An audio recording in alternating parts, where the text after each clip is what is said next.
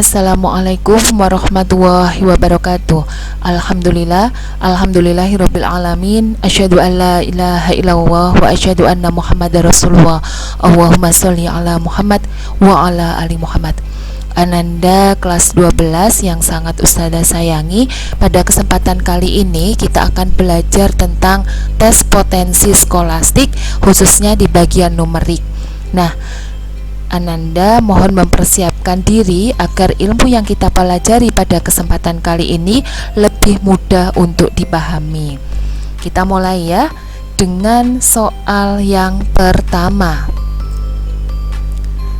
Nah, di layar telah ditampilkan soal yang pertama. Ada sebuah pola bilangan dan pilihan jawaban yang juga sudah tersedia.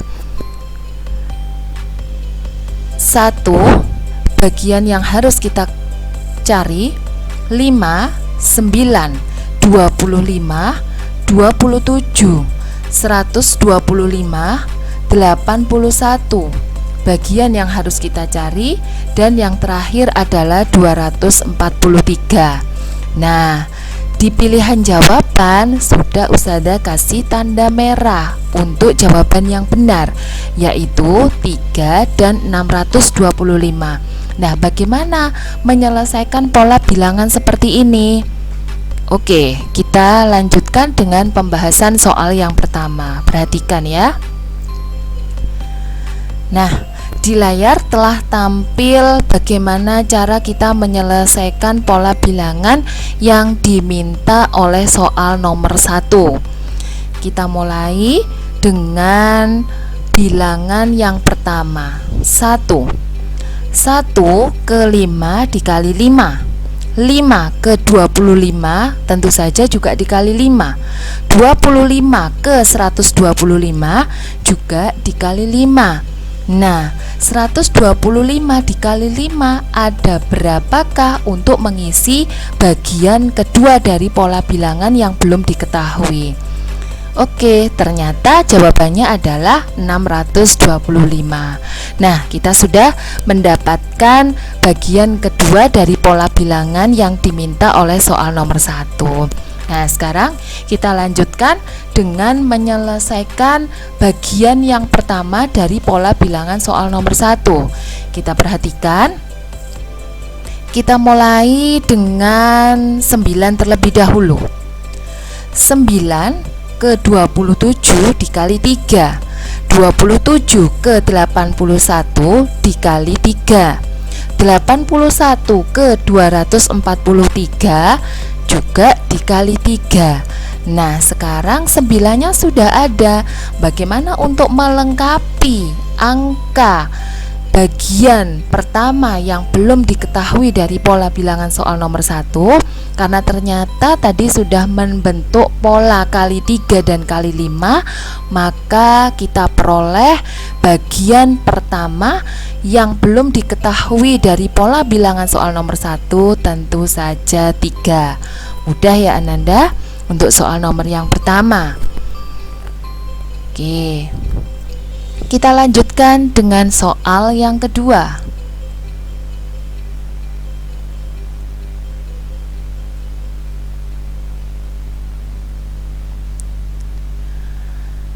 Soal yang kedua, jika X plus Y plus Z sama dengan 18 dan Y kali Z sama dengan Y kuadrat plus Y, maka berapakah X plus 2Y per 2? Nah, sudah ada tampilan jawaban juga di soal yang kedua. Nah, ternyata yang bertanda merah adalah 8,5. Pertanyaannya, bagaimana ya kita bisa mendapatkan 8,5 untuk menyelesaikan soal yang kedua? Oke, kita lihat pembahasan berikut ini. Nah, tadi diketahui ya Ananda bahwasanya Y kali Z sama dengan Y kuadrat plus Y. Sudah diketahui di soal. Kemudian langkah kedua, Y kali Z sama dengan Y kali Y plus 1. Y kali Y plus 1 ini didapatkan dari ruas kanan yang diketahui di soal yang kedua. Y kuadrat plus Y, dua suku ini mempunyai faktor yang sama, yaitu Y, sehingga bisa dijabarkan menjadi Y kali Y plus 1. Oke ya. Nah, karena kedua ruas Y kali Z sama dengan Y kali Y plus 1 sama-sama memiliki faktor yang sama, yaitu Y, maka kedua ruas bisa kita bagi dengan Y, sehingga diperoleh Z sama dengan Y plus 1. Mudah ya. Nah, dari yang diketahui di soal pula bahwasanya X plus Y plus Z sama dengan 18. Kemudian X tetap kita tulis X, Y kita tetap menulis Y. Untuk Z, dari langkah sebelumnya sudah kita peroleh bahwasanya Z sama dengan Y plus 1, sehingga Z yang di sini bisa kita ubah menjadi Y plus 1 sama dengan 18. Mudah ya Ananda? Nah, sekarang baru kita operasikan. X, kita tetap menulis X, Y ditambah Y itu adalah 2Y. Nah, kemudian sama dengan 17, hasil dari 18 min 1. Nah, sekarang yang diminta dari soal yang kedua adalah X plus 2Y per 2. Berapakah nilainya? Nah, dari langkah sebelumnya kita sudah memperoleh bahwasanya X plus 2Y adalah 17 per 2 sama dengan 8,5.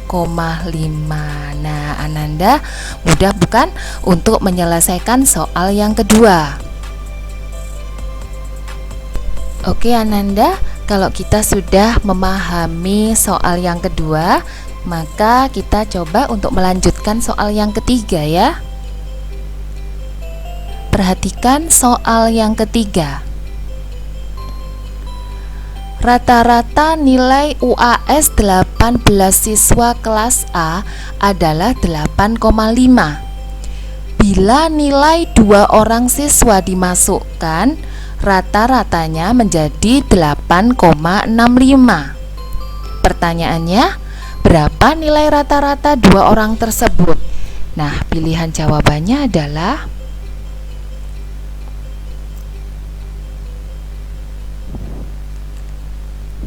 seperti ini Ananda. Pilihan jawabannya ternyata yang bertanda merah adalah 10. Nah, PR kita adalah bagaimana kita menyelesaikan soal nomor 3 ini sehingga bisa diperoleh jawabannya adalah 10. Oke, kita perhatikan penjelasan berikut ini. Nah, karena rata-rata, maka tentu saja kita menggunakan rumus rata-rata ya Ananda. Coba, jumlah nilai 18 siswa sama dengan nilai rata-rata kali jumlah siswa. Nah, ini adalah rumus dari rata-rata yang sudah kita pelajari di materi statistik Ananda. Nah, berdasarkan soal nomor 3, nilai rata-rata 18 siswa ini adalah 8,5. Berarti dikali 18, ketemulah jumlah nilai 18 siswa adalah 153. Bisa dipahami ya Ananda? Oke, kita lanjutkan. Jumlah nilai 18 siswa ditambah jumlah nilai 2 siswa dibagi jumlah seluruh siswa, maka kita akan memperoleh nilai rata-rata 20 siswa. Sama dengan langkah sebelumnya, rumus ini tetap menggunakan rumus rata-rata yang sudah kita pelajari pada saat belajar statistika. Nah, sekarang Kita tinggal mensubstitusi sesuai dengan yang diketahui dan sudah kita peroleh dari langkah sebelumnya. Jumlah nilai 18 siswa sudah kita peroleh 153. Kita isi di sini ditambah jumlah nilai 2 siswa. Nah, ini masih kita cari ya Ananda. Kemudian 18 ditambah 2 maka menjadi 20 siswa. Nah, nilai rata-rata 20 siswa sudah diketahui di soal nomor 3, yaitu 8,65. Nah, sekarang kita operasikan bentuk matematika seperti yang kita peroleh ini. Nah, sekarang kita peroleh 153 ditambah jumlah nilai 2 siswa sama dengan 173. 173 ini kita peroleh dari 20 kali 8,65. Oke, paham ya? Berarti jumlah nilai 2 siswa adalah 173 dikurangi 153. Maka kita peroleh 20. Nah, sekarang kita menggunakan rumus rata-rata lagi. Karena yang diminta adalah rata-rata 2 siswa, maka yang kita ambil adalah jumlah nilai 2 siswa dan banyaknya siswa tentu saja adalah 2. Berarti jumlah nilai 2 siswa tadi di langkah sebelumnya kita peroleh 20, jumlah 2 siswanya kita letakkan di penyebut sehingga 20 dibagi 2 kita peroleh 10. Nah, Ananda, dari soal nomor 3 ini kita hanya menggunakan rumus rata-rata dan aturan dalam mengoperasikan rumus-rumus matematika. Nah, ini diharapkan Ananda bisa teliti dalam menyelesaikan soal-soal seperti ini. Oke, kalau kita sudah paham dengan soal nomor 3, maka kita bisa melanjutkan ke soal yang keempat. Nah, soal yang keempat ini berkaitan dengan perpangkatan ya Ananda. Nah, soal dan jawaban telah tampil di layar. Oke, kita cermati dulu. Jika X kali 4 kuadrat ditambah X kali 3 kuadrat sama dengan 100, berapakah akar X? Nah, ternyata soal keempat ini jawaban yang bertanda merah adalah 2. Nah, masih menjadi PR kita bagaimana kita memperoleh jawaban 2 dari soal nomor 4 ini. Kita simak penjelasan berikut ini. Nah, dari soal diketahui X kali 4 kuadrat ditambah X kali 3 kuadrat sama dengan 100. Nah, kita selesaikan dengan rumus matematika yang sudah kita pelajari bersama. 4 kuadrat pasti semua sudah tahu, 16 dikali X ya tetap 16X.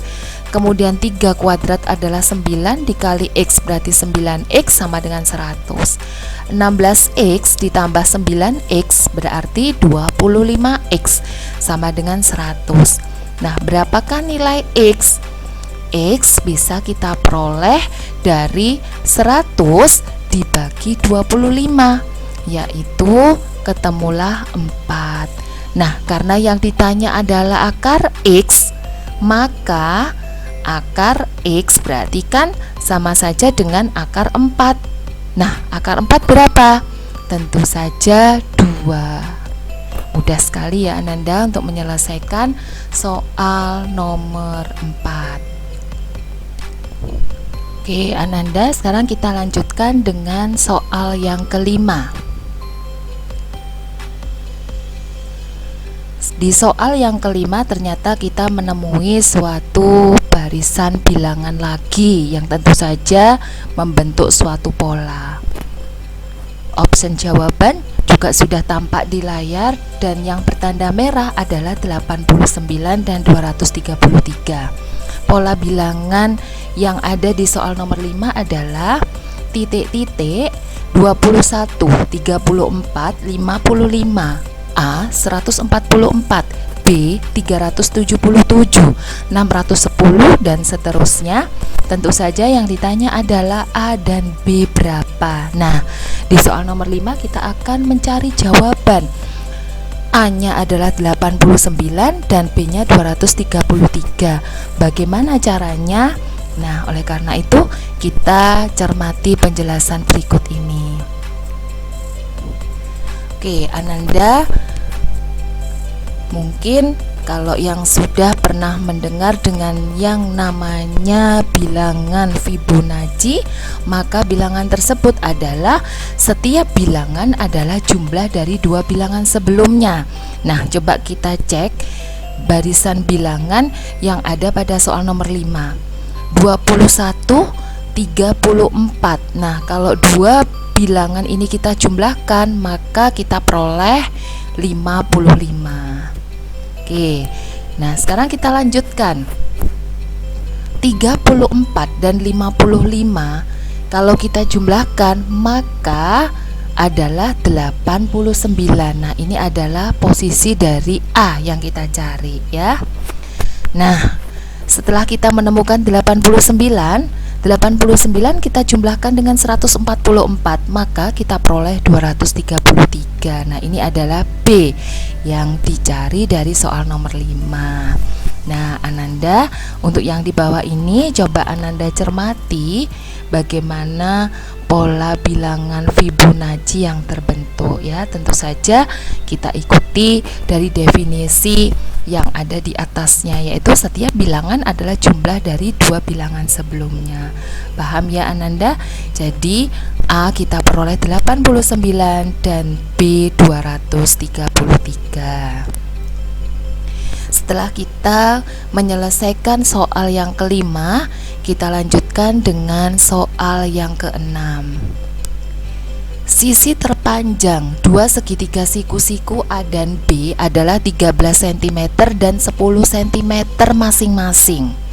Jika jumlah keliling dua segitiga tersebut adalah 54 cm, berapa luas A dibandingkan luas B? Nah, tampilan jawabannya adalah seperti yang tampak pada layar.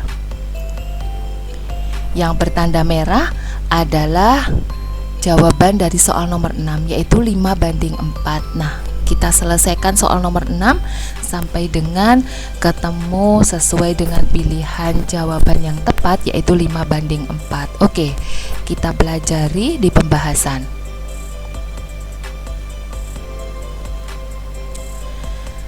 Nah, dalam soal disebutkan panjang sisi terpanjang, maka dapat diketahui alas dan tinggi kedua segitiga siku-siku tersebut berdasarkan teorema Pythagoras. Nah, Ananda, tadi sudah disebutkan bahwasanya panjang sisi yang terpanjang adalah 13 cm dan 10 cm. Kemudian dua bangun tersebut adalah segitiga siku-siku, sehingga kita peroleh untuk segitiga siku-siku yang A itu adalah 12 cm dan 5 cm adalah panjang dua sisi yang lain, sedangkan untuk sisi terpanjang 10 cm maka 8 dan 6 adalah panjang dua sisi yang lain.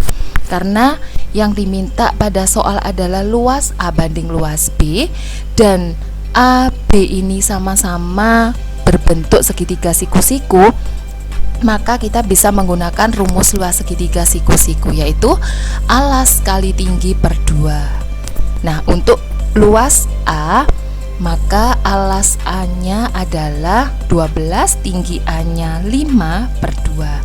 Sedangkan yang B, alas B adalah 8 kali 6 untuk tingginya per 2. Nah, kalau kita selesaikan 12 kali 5 per 2 adalah 30, dan 8 kali 6 per 2 adalah 24. 30 dibanding 24 bisa kita sederhanakan, sama-sama dibagi 3, kita peroleh 10 banding 8. Ternyata 10 banding 8 kita bisa menyederhanakan lagi, sama-sama dibagi 2 sehingga diperoleh 5 dibanding 4. Nah, luas A dibanding luas B, kita peroleh hasil akhirnya adalah 5 banding 4. Nah, Ananda, sampai di sini pembelajaran kita kali ini. Semoga Ananda bisa memahami apa yang sudah kita pelajari bersama-sama. Jika masih ada yang belum dimengerti dari materi kali ini, maka Ananda dapat menghubungi atau berkonsultasi via WA atau email. Oke, agar ilmu yang kita peroleh pada kesempatan kali ini bermanfaat, kita akhiri dengan bacaan hamdalah bersama. Alhamdulillahirobbilalamin. Wassalamualaikum warahmatullahi wabarakatuh.